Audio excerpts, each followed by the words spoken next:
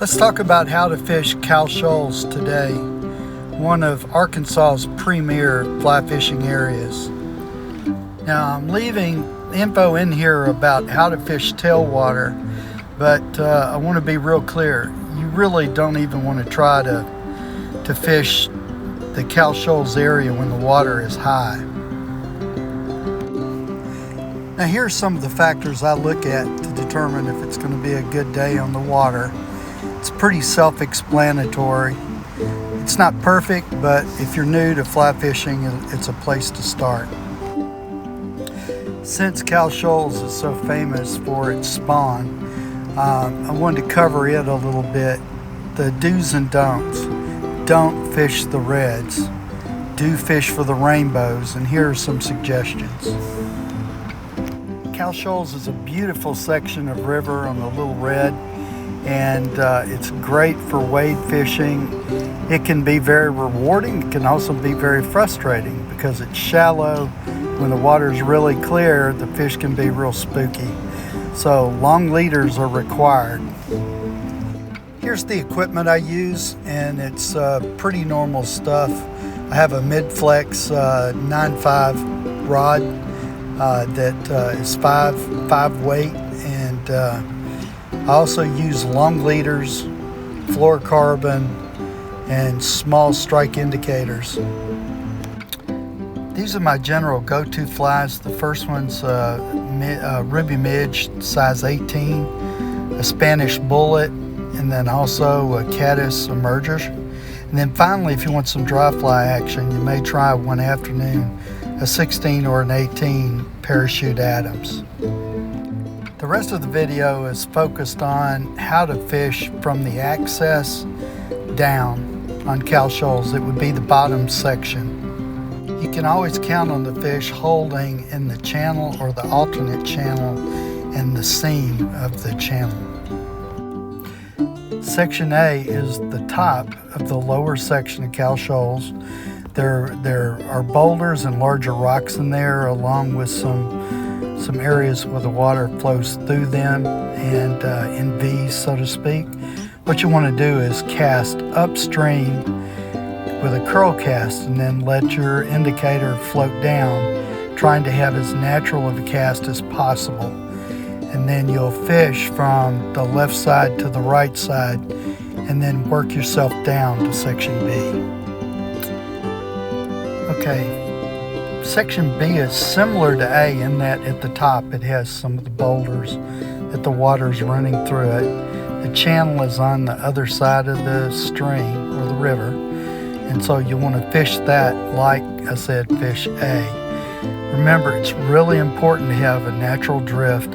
Also, long casts are rewarded.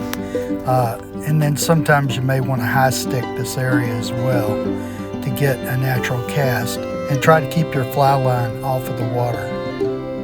Now, section C is around the area where the trail accesses the river. I'm going to cover that in more detail and tell you exactly how to fish that. But as a bit of a reminder, you want your cast all through Cow Shoals to be long. You need your drift to be natural, so don't be afraid of using a high stick method. And also go with long leaders and small flies like size 18. Now this is the lower end of Cow Shoals, and it's actually called Ritchie Shoals. And the river gets more narrow there, so it funnels the water more, and there's more of a flow. So what you want to do is switch flies, and you'll want to go with like a woolly bugger or a wet fly or a merger, and then fish that on a drift. And then at the end, what you want to do is want that fly to just drop off into the hole below the last shoal or fall, and there are fish holding there. The access part of Cow Shoals is frequently overlooked. So when you walk in from the trail, walk straight in, you'll look to the left after about 10 or 12 feet to position 1, and you'll want to cast to position 1 just below those riffles. Now after about 10 or 12 casts at that spot, then move to the right or cast to the right to position 2, doing a curve cast. And again, just below the riffle there. Okay, after about 10 or 12 casts there, where you don't catch anything, then what you'll do is you'll move to position 3. It's going to be a longer cast, and curve it as much as you can to where that fly lands and then floats down through the channel. That's going to be your best spot. Okay, after 10 or 12 casts or catching fish, then you'll want to move to your right to position 4. You're going to be casting to your 2 o'clock position using the same technique, and then you're going to fish the seams around the channel for the most part.